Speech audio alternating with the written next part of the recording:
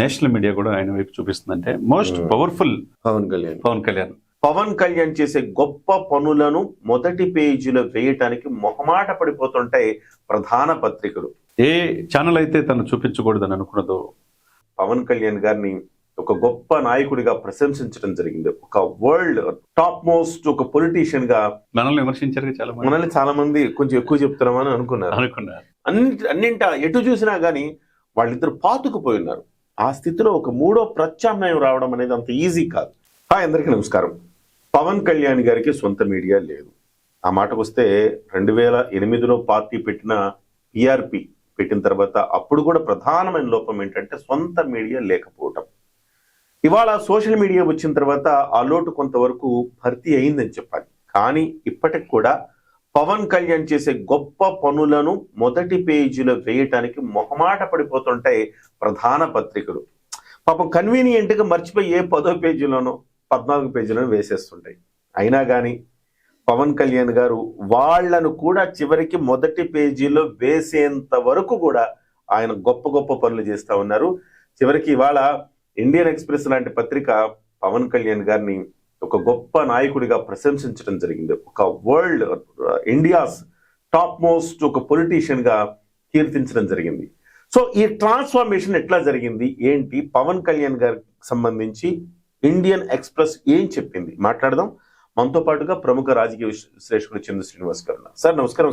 నమస్కారం సార్, మనం ప్రతి సందర్భంలో చెప్తా ఉంటాం, అంటే ఎలక్షన్ కాకముందు నుంచి కూడా లాస్ట్ 3 ఏళ్ల నుంచి పవన్ కళ్యాణ్ గారు దేశం మెచ్చదగిన పొలిటీషియన్ అవుతారు, ఒక గొప్ప నాయకుడు అవుతారు, రాష్ట్రానికి పరిమితం కాదు ఆయన అని చెప్తానే వస్తున్నాం. దేశ సంపద అంటున్నాం. మనల్ని విమర్శించారు చాలా మంది కొంచెం ఎక్కువ చెప్తున్నామని అనుకున్నారు. కానీ ఇవాళ ఇండియన్ ఎక్స్ప్రెస్ లాంటి పత్రిక చెప్తాం. సార్ ఏమంటారు? మీరు అన్నట్టు ఈ ట్రాన్స్ఫర్మేషన్ అంటే పరిణితి, ఆ పరిణితి పరిపక్వత పవన్ కళ్యాణ్ గారిలో మెండుగా మనం చూడొచ్చు. ఏ పేపర్ అయితే మీరు అన్నట్టు 12 పేజీ 14 పేజీలు వేసిందో ఇప్పుడు ఏం చెప్తారు వాళ్ళు. ఏ ఛానల్ అయితే తను చూపించకూడదని అనుకున్నదో, ఆయన్ని బదనాం చేయాలనుకున్నదో ఇప్పుడు ఏం చేస్తున్నారు అందరూ కూడా. అంటే రోజుకి పవన్ కళ్యాణ్ లేని వార్త ఛానల్ కానీ పేపర్ కానీ ఉండలేదంటే దాన్ని బట్టి అర్థం చేసుకోవచ్చు. కలిసిపోతున్నారు. దాన్ని బ్యాట్ నెట్టి నెట్టి నెట్టి ఇంకా తప్పదురా బాబు, ఇప్పుడు కూడా అయిపోతే ప్రజలు మనల్ని తిడతారా బాబు అనుకొని ఇప్పుడు వేస్తున్నారు. ఇప్పుడు మీరు అన్నట్టు ఇండియన్ ఎక్స్ప్రెస్ లాంటి నేషనల్ మీడియా కూడా ఆయన వైపు చూపిస్తుందంటే మోస్ట్ పవర్ఫుల్ పొలిటీషియన్ గా ఈరోజు ఆవిర్భవించారంటే మామూలు విషయం కాదు కదా సార్. ఆనాడు ఎన్టీ రామారావు గారు 60 సంవత్సరాల వయసులో రాజకీయాల్లోకి వచ్చాడు. సినిమాల నుంచి రాజకీయాల్లో వచ్చి కూడా సినిమా తీశాడు. ఓకే, అప్పుడు ఆ తర్వాత జనరేషన్స్లో ఈ 2 డికేట్స్లో ఎవరైనా సక్సెస్ అయిన చూసారా మీరు? ఆనాడు ఎన్టీఆర్, ఈనాడు పవన్ కళ్యాణ్. అంతే. తెలుగు ప్రజల కోసం, సామాన్య ప్రజల కోసం ఏదో ఒకటి సంథింగ్ అవర్ సొసైటీ అని చెప్పి ఎన్టీఆర్ గారు వచ్చినప్పుడు ఏమీ లేదు, చాలా వ్యాక్యూమ్ ఉంది. ఒక కాంగ్రెస్ పార్టీ తప్ప మరొక పార్టీ లేదు. విసిగి విసిగి జనముకు మొహం మొత్తింది. ఆ పరిస్థితుల్లో ఎన్టీ రామారావు గారు వచ్చారు, ఒక్కసారిగా విజయం సాధించారు. కానీ పవన్ కళ్యాణ్ గారు వచ్చినప్పుడు 2 అతిపెద్ద మదగజాలు లాంటి పార్టీలు ఉన్నాయి. ఈ పార్టీల్ని ఢీకొట్టడం అనేది సాధ్యం కాదు. ఆర్థిక బలం, అంగబలం అన్నింటా ఎటు చూసినా గానీ వాళ్ళిద్దరు పాతుకుపోయి ఉన్నారు. ఆ స్థితిలో ఒక మూడో ప్రత్యామ్నాయం రావడం అనేది అంత ఈజీ కాదు. కానీ తన మేధో సంపత్తితో, తన వ్యూహాత్మకంగా చిన్న చిన్నగా వడివడిగా అడుగులు వేసుకుంటూ ఇవాళ దేశం గర్వించదగ్గ మెచ్చదగ్గ ఒక పొలిటీషియన్ గా మారటం అనేది ఇవాళ మనం చూస్తా ఉన్నాం. ఒక దశాబ్దపు కల సార్ అది. 14 ఏళ్ళు సార్. 14 ఏళ్ళు.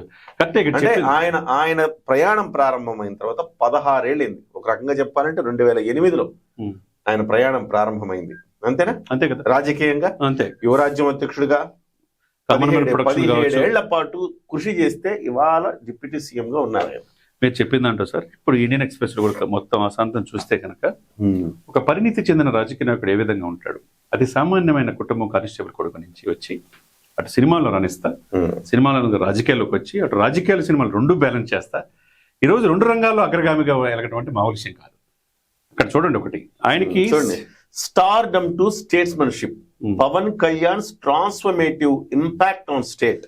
అయితే రాష్ట్రం మీద ఆయన ప్రభావం 24 ప్లేస్లు గ్రామీణాభివృద్ధిలో పంచాయతీరాజ్లో ఉన్న ఈ రోజు ఆంధ్రప్రదేశ్ ఏ ప్లేస్ లోకి వెళ్ళింది? కారణం ఎవరండి? పవన్ కళ్యాణ్ గారు కదా. ఇప్పుడు ఎప్పుడు కూడా తనకున్న డబ్బును కూడా తన బిడ్డల డిపాజిట్లు కూడా కౌలు రైతులకు ఇచ్చే వ్యక్తి అండి ఆయన. ఈ రోజు అధికారంలో వచ్చినా కూడా సేవ చేస్తా ఉన్నాడు. అంద బాలికల కోసం 84 లక్షల రూపాయలు ఇచ్చాడు. గమనించారా? మరి ఏ విధంగా ఉంటది చేయాలని తప్పన? ఎవరైనా ఇట్లాగా సహాయం చేసే వాళ్ళు రాజకీయ నాయకులు ఎవరన్నా మీకు కనపడ్డారండి? సార్, ఇద్దరు రాజకీయ నాయకులు మనం చూడొచ్చు సార్. ఒకళ్ళు అధికారం అనుభవించేదానికి వచ్చే కేటగిరీ, రెండు ప్రజలకు సేవ చేద్దామని వచ్చే కేటగిరీ. సో ఆ రెండో కేటగిరీ చెందిన వ్యక్తి పవన్ కళ్యాణ్. అతి కొద్ది మంది మాత్రమే ఉంటారు సార్, లాభాపేక్ష లేకుండా, అధికార యావ లేకుండా, కేవలం ప్రజలకు సేవ చేద్దామని చెప్పేసి సర్వ సుఖాలు భోగాలు అన్ని వదిలేసి, కుటుంబాన్ని వదిలేసి వచ్చిన ఏకైక నాయకుడు ఈ దేశంలో పవన్ కళ్యాణ్ గారు మాత్రమే. డెఫినెట్ గా ఆయనకి రాజకీయ వారసత్వం లేదు. అలాంటి పవన్ కళ్యాణ్ గారు ఇవాళ ఇంకొకటి సార్, ఈ రెండో కేటగిరీలో కూడా ఇంకొక ఉత్తమమైన ఒక కేటగిరీ ఉంటది. ఆ కేటగిరీ ఏంటంటే ఎమోషనల్ గా ప్రజలకు కనెక్ట్ అవటం.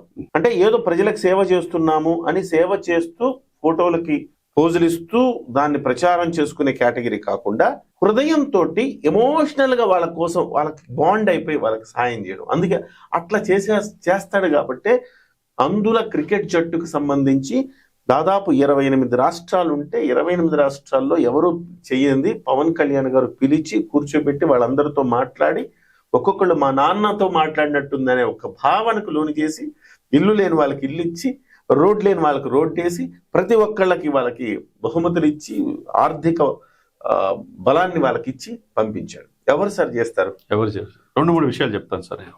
400 గ్రామాలకి 400 లక్షలు 4 కోట్లు ఇచ్చాడు. గ్రామాలు సస్యశ్యామలం ఉన్నాయి, పంచాయతీలు పూర్వవైభవం వచ్చింది. ఇవన్నీ కూడా ఏంటంటే ఎవరు చేశారు? మనకు ఎవరైనా చేశారా? ఫస్ట్ స్టెప్ ఏంటంటే సార్, నేను ఏంటంటే కూటమి కట్టడంలోనే ఫస్ట్ ఆయన విజయం సాధించినట్టు. అటు చంద్రబాబు నాయుడు గారిని కలిసి వెళ్దామని చెప్పి మోదీ గారిని ఒప్పించి సక్సెస్ సాధించి ఈ రోజున రాబోయే 15 సంవత్సరాలు మాయే అంటున్నాడు. నేనున్నంత వరకు జగన్మోహన్ రెడ్డి గారు రానిను అని చెప్పాను. దృఢమైన అభిప్రాయం ఒకటి. 2, ఆ రోజు అన్కండిషనల్ గా రాజమండ్రి జైల్లో 55 రోజులు ఉన్నప్పుడు చంద్రబాబు నాయుడు గారు ఎవరు సార్ ఏ రాజకీయ నాయకుడు ఆయన సపోర్ట్ చేశారు దేశంలో? ఆ రోజు చేసి ఈ రోజున పార్టీని కాపాడాడు. అటు బీజేపీని, ఆ విజయ మాధుర్యాన్ని టీడీపీ కూడా అందించాడు. అదొక ఎత్తు అయితే, ఎలక్షన్లో అసలు ఇతన్ని ఈ రెండు కలవకూడదన్న ఉద్దేశంతో వైసీపీ పార్టీ చాలా ప్రయత్నాలు చేసింది. కుదిరిందా? కలిశారు. కలిసిన తర్వాత టార్గెట్ ఎవరు? పవన్ కళ్యాణ్ అయ్యాడు. అక్కడ వ్యక్తిగత విమర్శలు కానించి అన్ని కూడా ఆయన అనేక రకాల ఇబ్బంది పెట్టాడు. కట్ చేస్తే అధికారంలో వచ్చి 2 సంవత్సరాల్లో టార్గెట్ మొదటి వరుస ఎవరయ్యారు? అయితే లోకేష్ లేకపోతే చంద్రబాబు నాయుడు అయ్యారు. మళ్ళీ ఇప్పుడు కట్ చేస్తే లాస్ట్ 3 months నుంచి ఎవరవుతున్నారు? పవన్ కళ్యాణ్. అంటే ఏంటిగా పవన్ కళ్యాణ్ గారు ఉన్నంత వరకు రాజకీయాల్లో మనం ఎదుర్కోవడం కష్టం అనేది అర్థమైపోయింది అక్కడ. అవును. ఓవరాల్ ఏం చెప్పింది ఇండియన్ ఎక్స్ప్రెస్? ఒకటే సార్, చిత్తశుద్ధి. నాయకుడు అంటే ఏదో వారసత్వంగానో డబ్బు సంపాదించుకుంటున్నారు. పేద ప్రజలకి సేవ చేయాలన్న తలంపు ఉండాలి.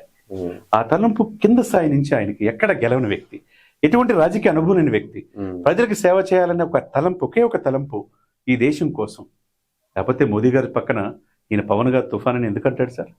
ఈరోజు అగ్రగామిగా పెట్టుబడుల విషయంలో ఆంధ్రప్రదేశ్లో ఫస్ట్ ప్లేస్ ఎందుకు వస్తుంది?